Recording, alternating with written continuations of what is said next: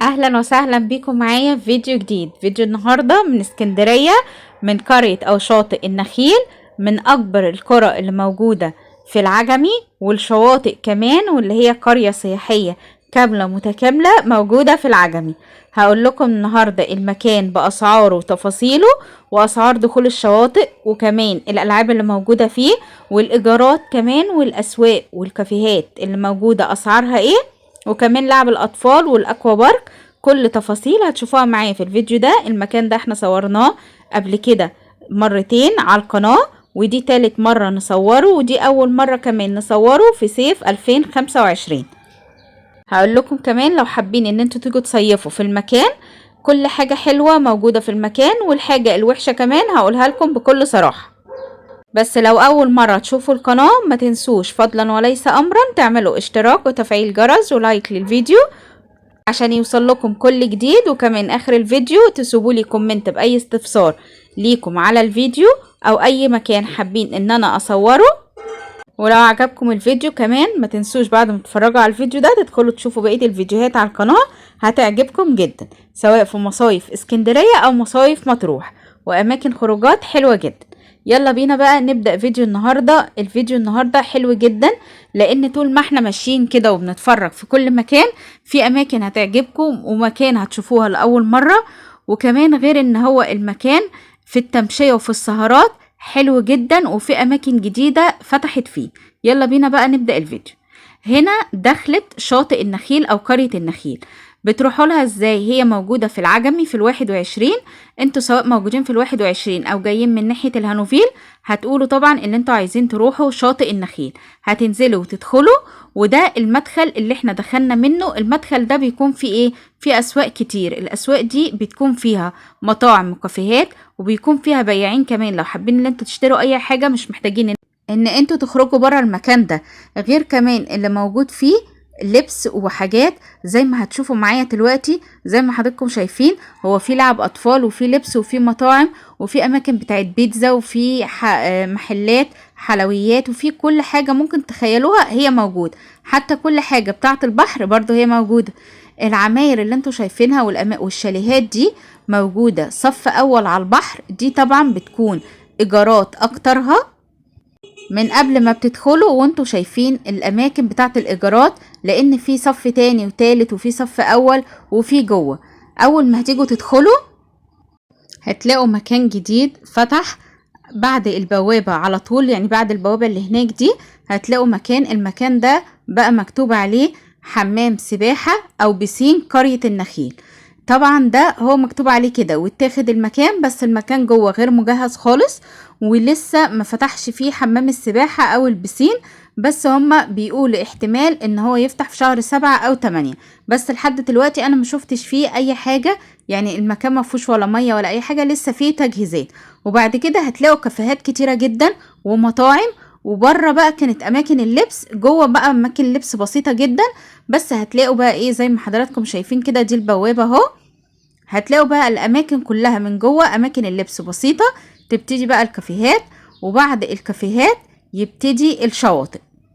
طيب عشان نفهم المكان برضو بالترتيب واحدة واحدة ونتفرج على كل حاجة فيه، تعالوا نتحرك في المكان واحدة واحدة وناخده من اوله عشان نعرف المكان عامل ازاي. المكان ده كله كده احنا هنا في الدخلة، السوبر ماركات والعماير دي كده صف اول على فكرة. واحنا بنتمشى برضه هقول لكم على الاسعار. وكده دي البوابة. بس انا برضه عايزة اوريكم البوابة من بره، ان انتوا لو طلعتوا هتلاقوا كل حاجة انتوا محتاجينها كاملة متكاملة ازاي. وبعد كده هاخد لكم الطريق من اوله لاخره، لان هم تقريبا 7 او 8 بوابات للبحر. انا اخدتهم من اولهم عشان افرجكم على كل مكان فيه، وايه كمان احلى الكافيهات اللي موجودة.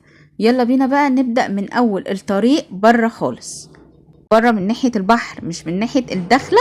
انا خلاص وريتها لكم. انا كده بقى قفلت الفيديو ورجعت لكم تاني. رحت عند اول طريق الممشى. اول طريق الممشى ده بيكون من عند بوابة واحد. بوابة واحد دي اللي هي بوابة البحر. شايفين الاماكن اللي هناك دي كده كافيهات ومطاعم. الكافيهات دي انتوا ممكن تقعدوا فيها. اسعارها طبعا بتكون ازيد من اسعار بره، يعني اي حاجة بتطلبوها بتكون ضعف او 3 اضعاف اسعار بره. بس في اماكن بتكون يعني الحاجة سعر مرتين وحاجات سعر 3 مرات.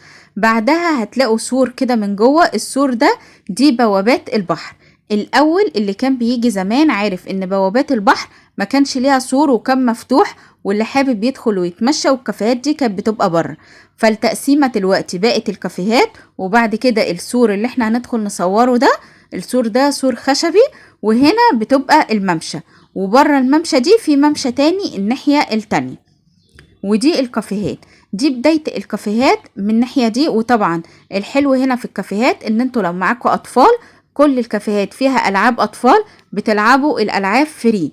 يعني الالعاب اللي جوه على ايدينا اليمين دي اللي هي من ناحية الكافيهات، مش اللي في النص، دي بتلعبوا الالعاب فيها ادام قعدتوا في اي كافيه ما بتدفعوش تمن لعب الاطفال، بتلعبوها فري تماما. غير كمان ان في كافيهات فيها زي اكوا بارك، وفي كافيهات فيها زي مراجيح كده صغيرة، وفيها العاب بتاعت اطفال خاصة بيهم، بتقعدوا طبعا وهم بيلعبوا وما بتدفعوش اي حاجة.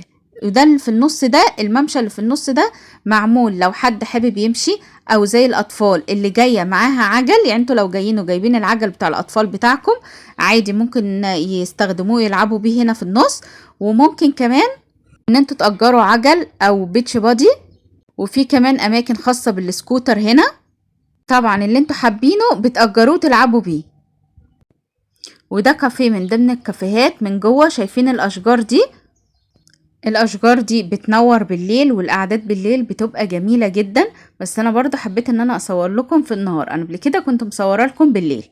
يلا بينا بقى نرجع نطلع تاني. شايفين العجل؟ كل مكان بيبقى فيه عجل كده لأي حد عايز يأجر عجل، والعجل بيكون أشكال مختلفة، وكمان حاجات كتيرة ممكن ان انتوا تأجروها.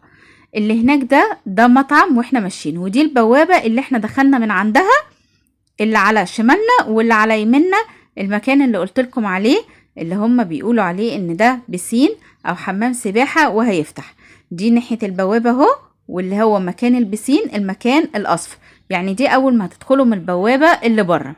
تعالوا بقى نكمل مشي ونتفرج على بقية الكافيهات.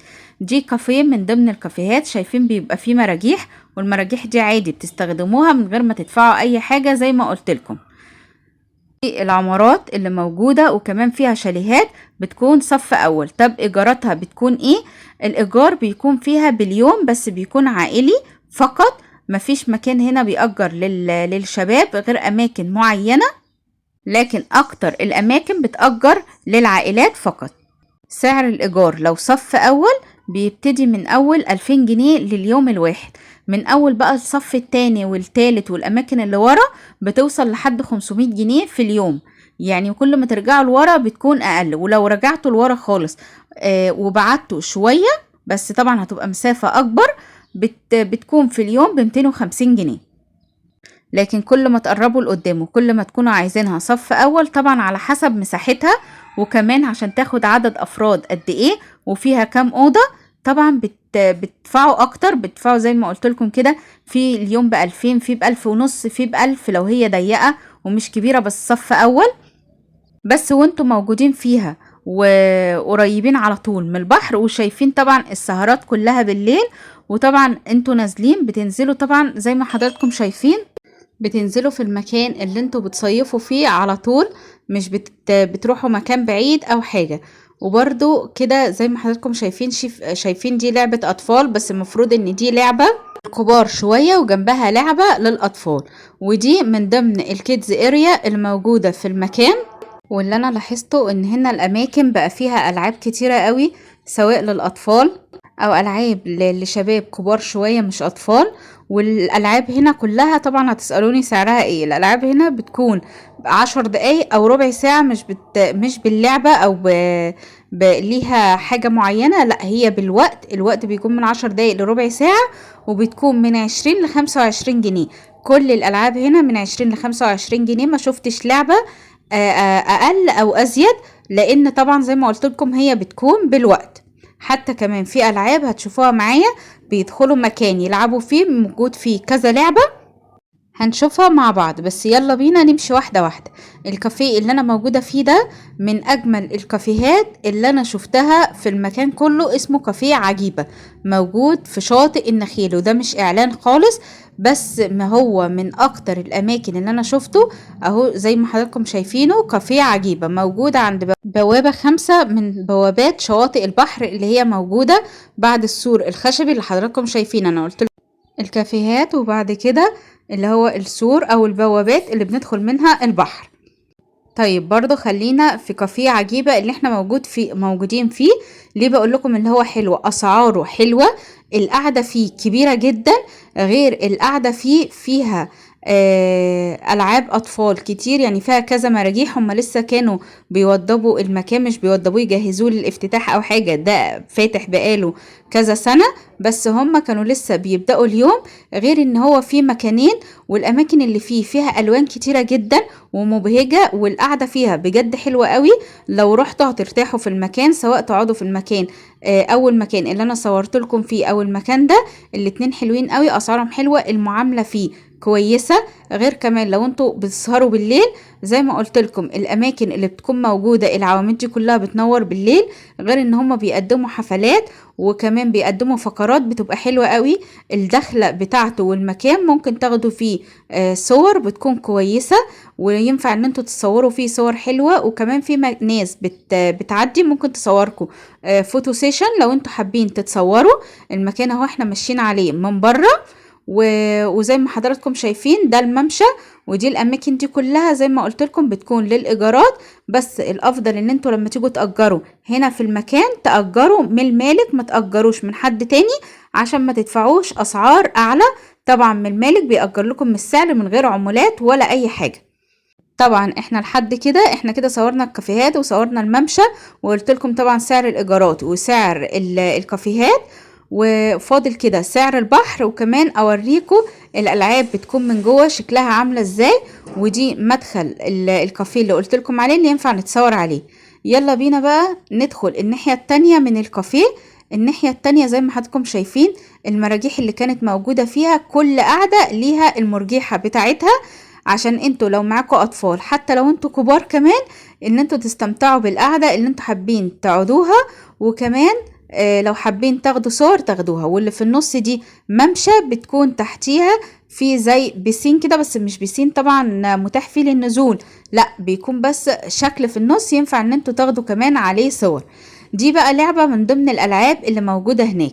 اللعبة دي عبارة عن ايه؟ عبارة ان انتوا بتدخلوها من البوابة دي، وجوه فيها كذا زحليقة، وفيها الحصان اللي ممكن تلعبوا عليه والأطفال ينزلوا في الكور، وفيها النطاطة، وكمان فيها اللي هي حاجات الملاكمة اللي ممكن تمسكوا فيها، والأطفال بيحبوا يمسكوا فيها ويتمرجحوا. طبعا دي لعبة للأطفال مش للشباب، زي ما قلت لكم في لعبة للشباب الكبار شوية، بس دي لعبة للأطفال، بس طبعا مش صغيرين قوي برضو، لأن فيها المرجحة اللي هناك دي اللي هي فيها لبني في أصفر، دي عالية من عدا الاتنين دول. طيب سعرها بيكون كام؟ سعرها بيكون 20 جنيه في ربع ساعة. يعني الطفل بيدخل من البوابة وبيقلع الشوز من قبل ما يدخل. وطبعا أنا هنا مش بعمل إعلانات لأي حاجة، أنا بوريكم الحاجات اللي موجودة في المكان كاملة زي ما موجودة بأسعارها بكل تفاصيلها. شايفين هما هناك الأطفال إزاي بيطلعوها العالية دي؟ أنا بصراحة كنت خايفة جدا والأطفال بيطلعوها، مش مفضلاها، كنت مفضلة الاتنين القصيرين. يعني الطويلة دي رغم ان هي امان وتحت موجود مطاطات زي ما حضراتكم شايفين كده، يعني امان، بس برضو كنت شايفاها عالية زيادة عن اللزوم. وطبعا لما بيجوا بينزلوا على كور اسفنجية ما فيهاش اي خطورة، حتى مش كور بلاستيك ان هي يبقى فيها اي خطر، لا هو المكان امان ومقفول كمان من ناحيتين، اللي هو بعد الشر محدش ينفع ان هو يقع بره المكان. وغير ان هو اصلا الارض اسفنجية عليها كور اسفنجية، يعني وعليها مطاط كمان، فمفيهاش اي خطر. بس لو طفل اتشقى جوه وانتم مش واخدين بالكم، انا شايفة ان هي عالية بس زيادة عن اللزوم، بس برضو لو وقع هو المكان شايفين النطاطات مفيهاش اي خطر. نسيب بقى لعب الأطفال شوية وندخل تاني ناحية الكافيهات. شايفين هناك كده في لعبة كده برضه هنروح لها. كل كافيه زي ما قلت لكم وكل الشواطئ عليها ألعاب غير الألعاب اللي موجودة بره. غير الناحية التانية هصورها لكم برضو موجود فيها مطاعم الأكل كلها، يعني وانتوا موجودين في المكان مش هتحتاجوا أي حاجة خالص.